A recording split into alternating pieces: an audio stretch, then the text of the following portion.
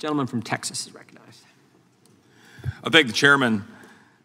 Secretary Mayorkas, on April 28th, 2022, I ask you, quote, will you testify under oath right now? Do we have operational control, yes or no, end quote. You responded with, quote, yes, we do, period, end quote. I then asked, we have operational control of the borders? You responded, quote, yes, we do, period, end quote. Followed up, I said, I read to you the definition of operational control. I actually held up this chart, operational control as defined under the Secure Fence Act.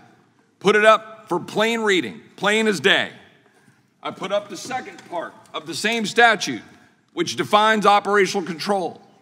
It means the prevention of all unlawful entries in the United States, including entries by terrorists, other unlawful aliens, instruments of terrorism, narcotics, and other contraband. I said to you, do you stand by in your testimony that we have operational control in light of this definition? You responded with, quote, I do, period, end quote. Earlier, you testified I didn't give you a chance to finish.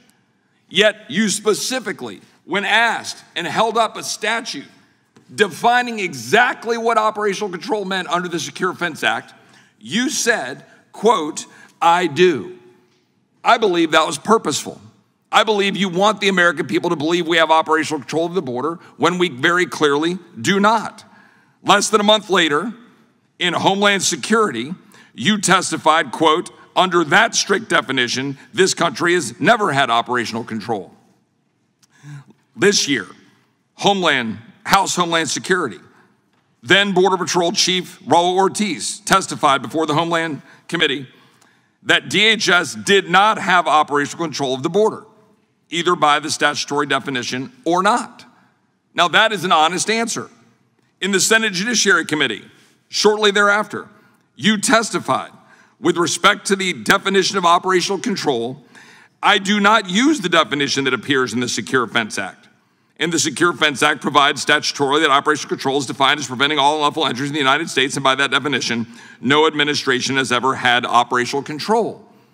If you will recall when you testified here in front of me when I asked that question, when you very clearly stated, we do have operational control, when presented with the actual definition of operational control, you didn't hesitate, you said, I do, and you in fact then referred back and said, I believe that my predecessors would have said the same thing.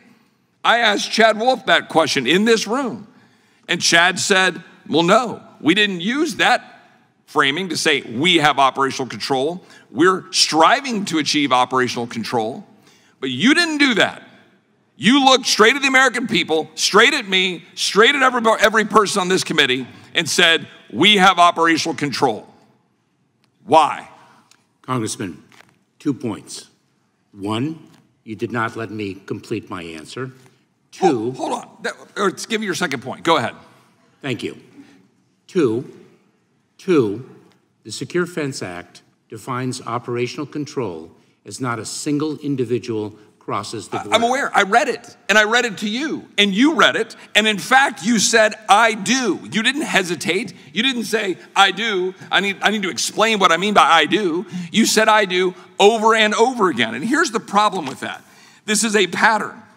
Did you lie another time when you said on September 24th, 2021 at a press conference, quote, we know that those images painfully conjured up the worst elements of our nation's ongoing battle against systemic racism when responding to the alleged whipping incident by the Border Patrol agents who report to you.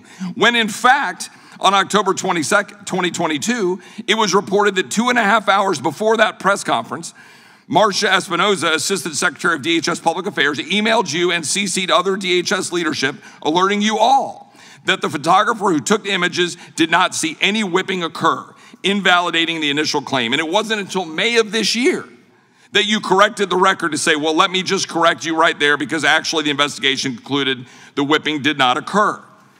Don Rosenberg, in this very room, testified a few weeks ago that you lie.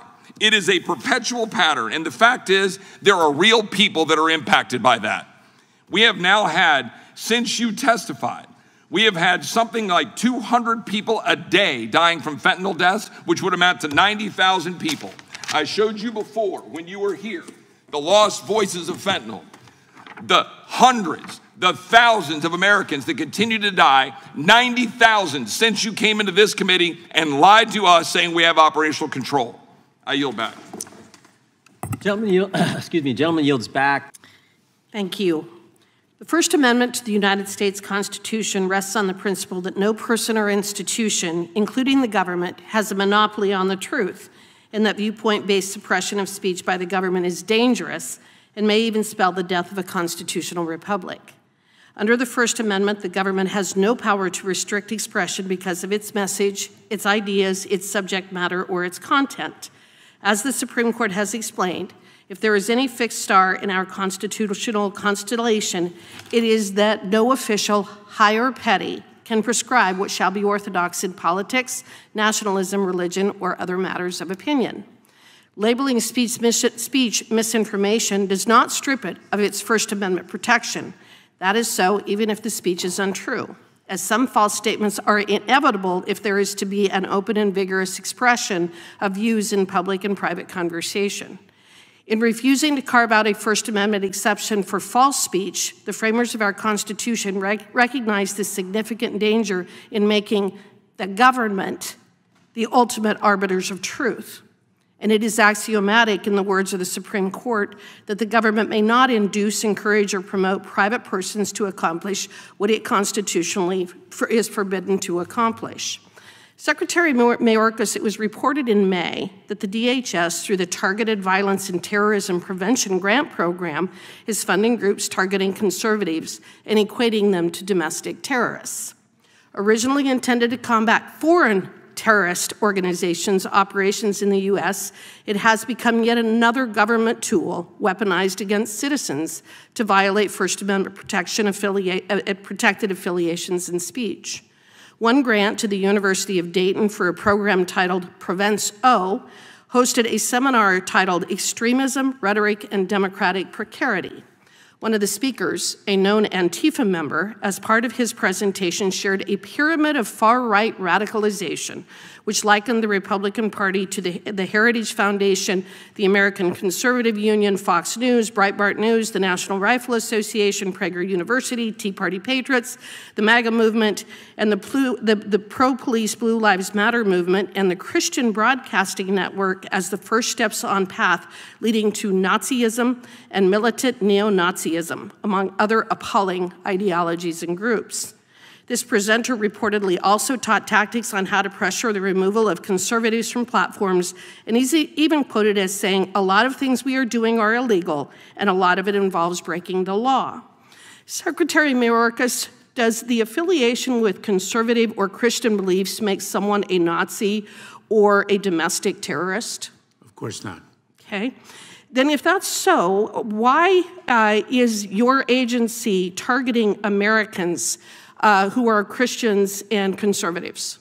We are not. Okay.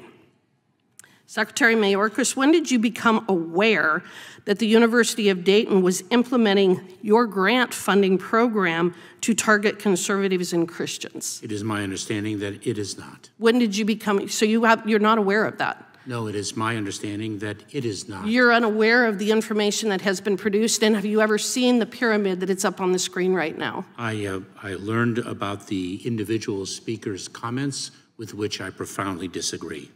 Okay, so when did you find out about the speaker's comments? I don't quite recall, Congresswoman. All right, well, you know what, Mr. Mayorkas, I actually really want to thank you as well for coming here today, for your performance. I have watched with absolute fascination as you have danced and dodged and lied. Yes, lied. We know you've lied, you know you've lied, but more importantly, the American public knows that you lied throughout your testimony today. And yet you believe that you and your fellow architects of the censorship industrial complex think that you should be able to determine what is and isn't true, and what is and isn't untrue. You are the walking, talking epitome of the very tyrant that our forefathers recognized would gravitate towards government service. And it is because of people like you that they drafted the First Amendment. I thank them for their foresight. I thank them for recognizing that you and people like you would do everything in your power to control speech, to control freedom, to take away our rights.